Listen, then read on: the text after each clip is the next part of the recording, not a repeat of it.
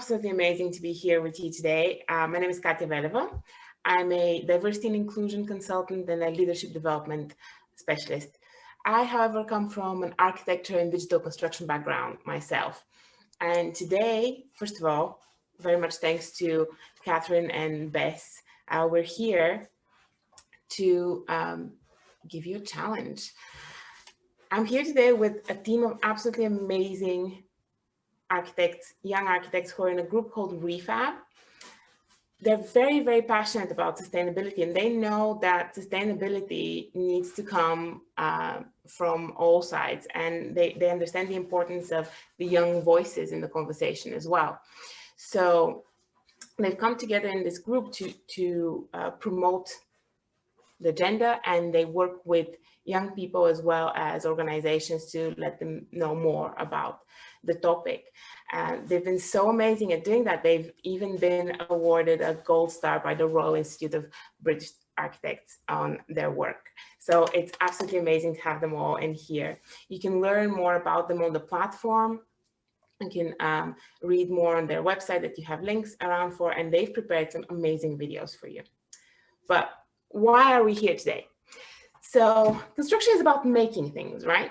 And we love making things, and it's really one of the best ways to learn more is to go ahead and get your hands dirty. So this is what we're asking you to do. But before that, we're going to need to give you a little bit more context. So within this challenge that we like to call a Makeathon, we will give you several pointers and then ask you to do something quite interesting. So you will receive, all of your teachers will get a lesson plan that kind of details the task and how it could be implemented. Then you receive 3 instructional videos, 2 of them prepared by this amazing team of young architects. They're telling you a little bit more about what it means to participate in circular economy, what circular economy is. And this is something quite key if we're trying to build our more sustainable world. We can't continue to waste as much as we do. We need to try and bring things back into a circle.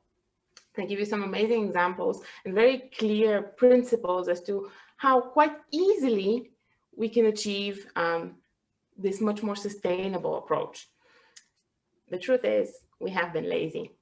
We all know that. It's quite easy to just grab something and then toss it away. But a great designer can really make use of quite a lot of things. And we know there's a lot of great designers among you, and we can't wait to see more of that. So that's what you're going to receive. You're going to start off with their explanation video on what circular economy is, and then they're going to move on to a really exciting activity with some cards that your teachers can prepare for you to really physically sit down and see how you can take that line of the economy the way it works right now and turn it back into a circle that is much more sustainable. And after you've had a chance to see that in practice, to build that knowledge a little bit more and understand what the principles are, we will ask you to come up with an idea. It could be anything. And this is the beauty of the moment you're in right now. As Katherine said, unfortunately, the construction industry hasn't really been taking sustainability as seriously as we wish it to, as long as it needs to. So there is quite a beautiful open field for ideas and potential in there right now. Maybe when you think about construction, you imagine architects, engineers, people on site, hard hats, and so on. But there's quite a lot that you can come up with that could be your own designed career in construction. So knowing the principles of circular economy will ask you to come up with an idea for a startup. This could be an object, it could be an app, it could be an initiative, a community, something that takes these principles and turn them into reality. We have one of the 3rd instructional video in here is much more detailed listing out of what you're required to do. And then we give you a helpful worksheet that has a bunch of questions that you need to answer to.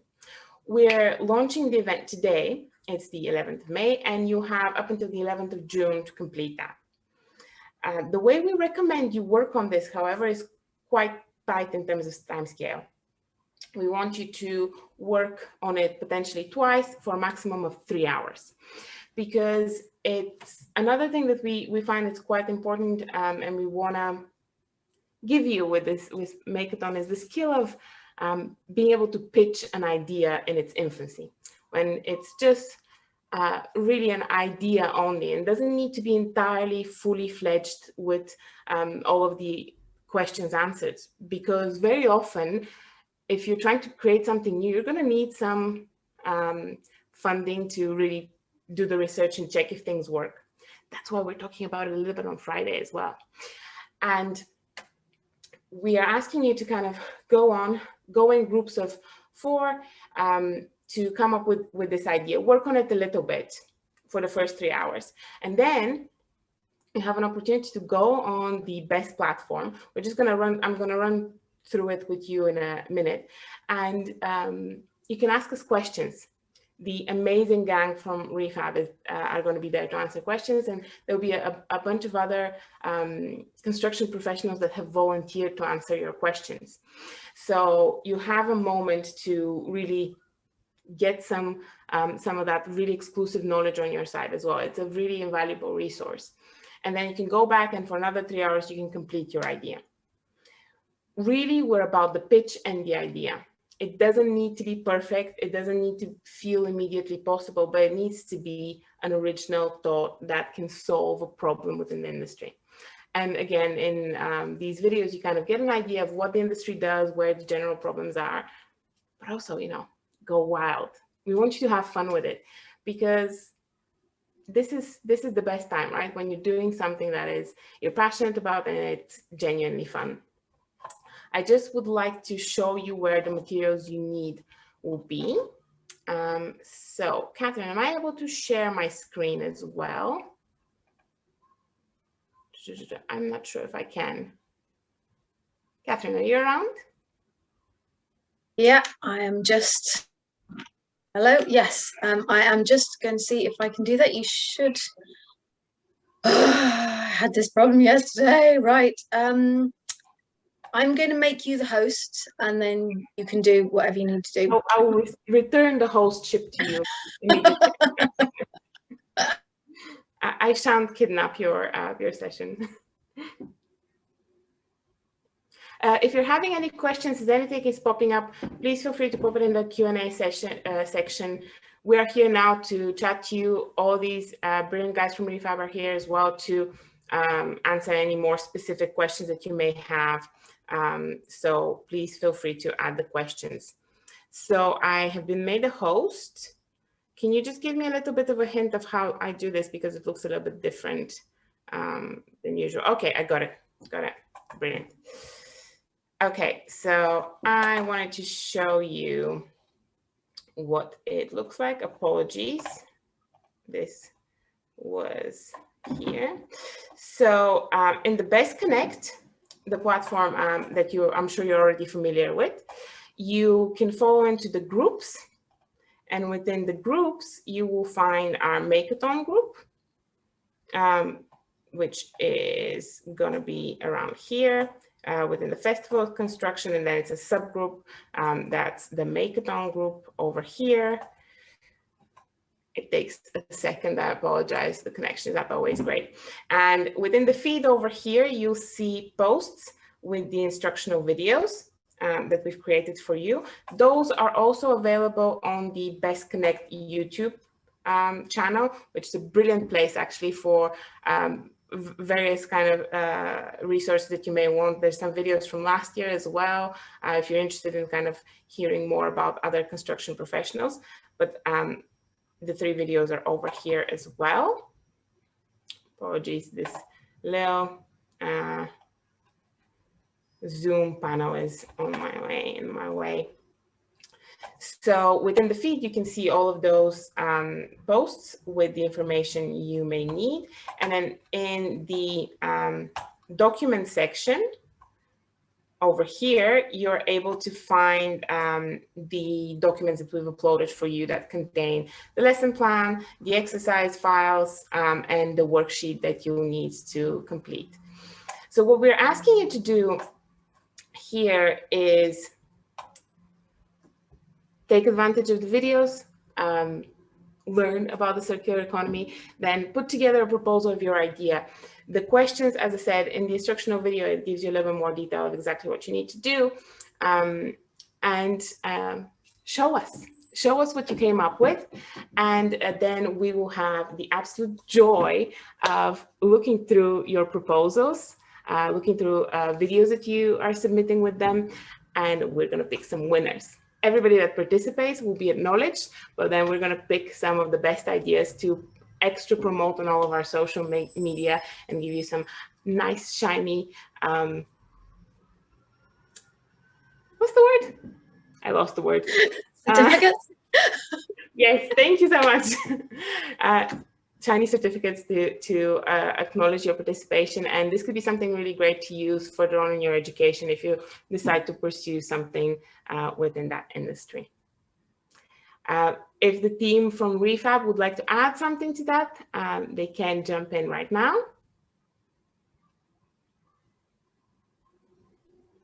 You good, guys? Yeah, I think it's been pretty exhaustive. Yeah, great introduction. Brilliant. And now if you have any questions specifically for the details around how we're going to put this together, we're here for you. We'll be here again on Friday as well to answer more questions, and we can kind of emphasize a little bit more then on how it's important to you know, make a startup idea sound good so that you can finance it and pull it back together. But all of the information you need is within those videos. And we're hoping that this way we can give you a chance to really do it in the best time frame possible, and the most participants can really take part. That is in a convenient time, because we found that it was a bit challenging to get all the people that want to participate work on the same day. So we would also recommend that you do the first 3 hours one week, and then the next of the Makeathon in next week. So give us a little bit of time so that the professionals can log on and really have a chance to provide good quality answers to your questions. Yes, I think this is kind of the general idea of what we're talking about. And can I see the questions myself, or Katherine, do you need to ask me the questions? I can't see any questions in the Q&A just yet, but that is a very good prompt to the audience. Please put your questions into the Q&A. I'm sure you have many, many questions. In the meantime, can I ask, if the rest of the Refab guys are not feeling shy, do you want to do a quick introduction to yourselves? Just come and give a minute so that everybody can see who you are and what you do, and how you know, what your work is in construction, and why you love it and all that good stuff. That'd be great.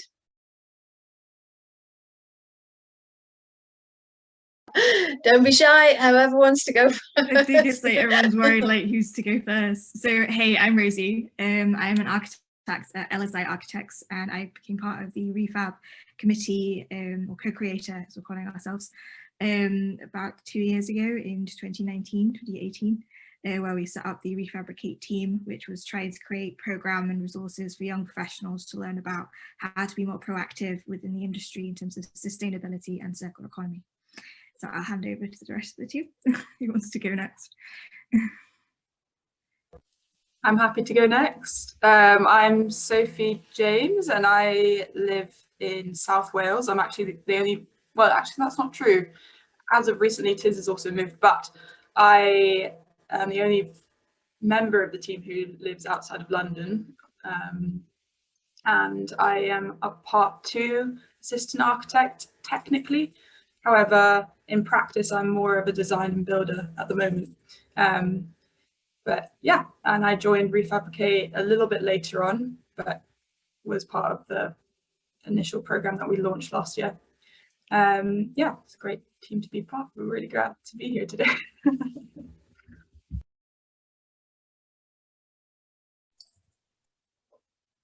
Hi, I'm Giuseppe. I'm also part of Refab. I'm an architect. I work for Urban Mesh Design, which is a small practice in London.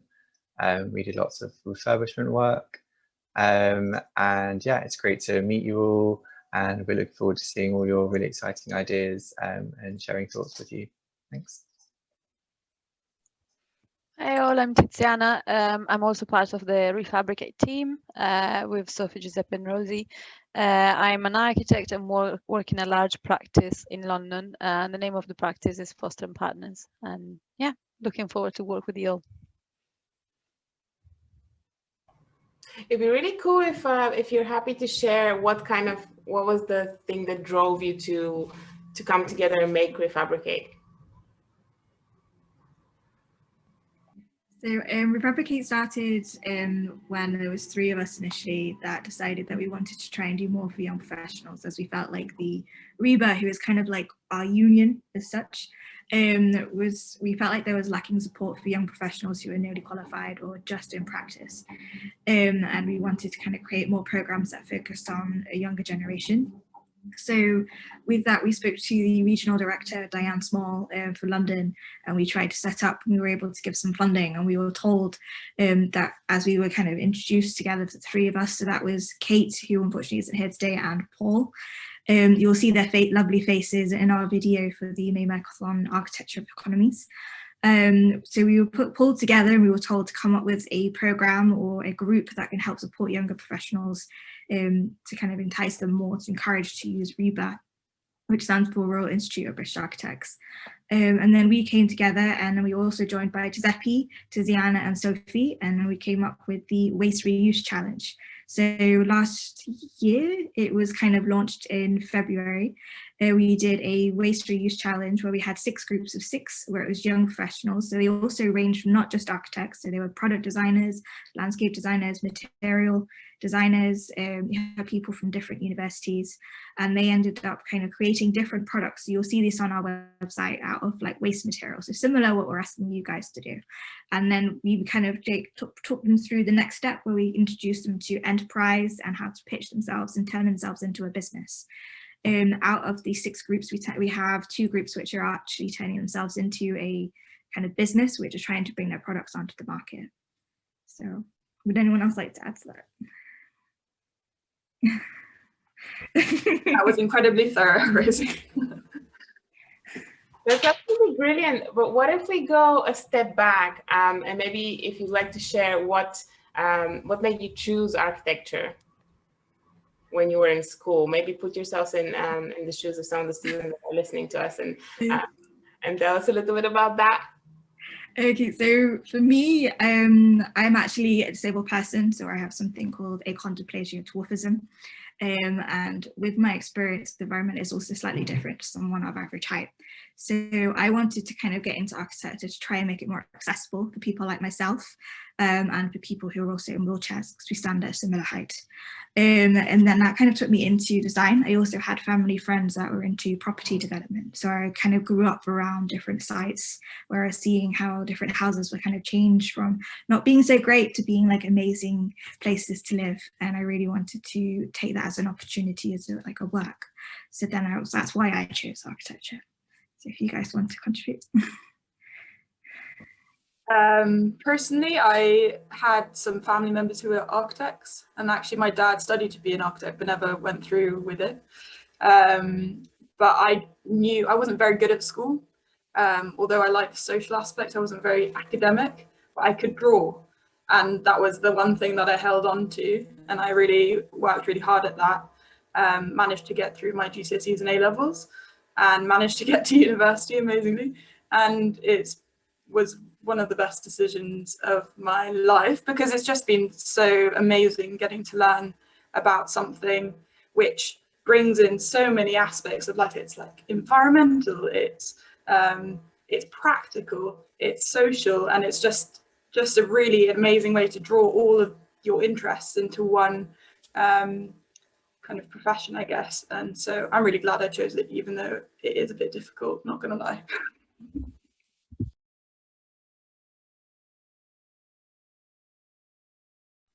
G, do you want to go? Yeah, sure. Yeah. I when I was in school, I kind of did a mix of kind of maths and science subjects and then more creative sort of DT and art things. So I kind of fell into it a little bit in my mix of things that I was interested in, as a way to kind of marry slightly technical things to slightly more sort of making and designing aspects. And yeah, but then uni was quite interesting in that it was almost more creative than I was expecting, which was great.